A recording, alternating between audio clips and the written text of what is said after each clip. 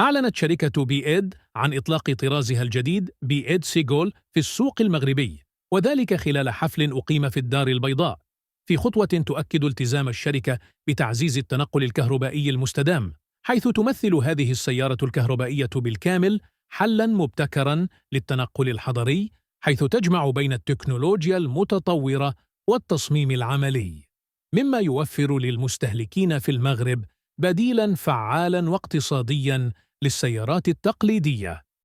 تعتمد BYD سيجول على منصة E-Platform 3 التي تتيح كفاءة أعلى في الأداء، إلى جانب بطارية بليد المتطورة المعروفة بقدرتها الفائقة على الأمان والأداء العالي.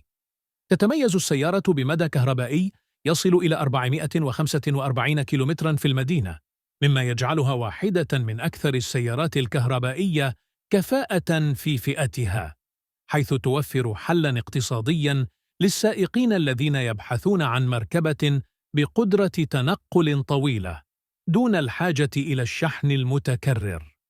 وتتميز BYD سيجول بمحرك كهربائي بقوة 55 كيلووات مع سرعة قصوى تبلغ 130 كيلومتراً في الساعة، إضافة إلى دعمها للشحن السريع الذي يمكن أن يرفع البطارية من 30% إلى 80% في غضون 30 دقيقة فقط. أما من الداخل، فتجمع السيارة بين التكنولوجيا والراحة، حيث زودت بشاشة دوارة بقياس 10 بوصة تدعم أبل كار بلاي وأندرويد أوتو، إلى جانب وظائف التحكم الصوتي، مما يجعلها خياراً ذكياً لعشاق السيارات الكهربائية. كما توفر السيارة معايير أمان عالية بفضل هيكلها القوي ووجود 6 وسائد هوائية،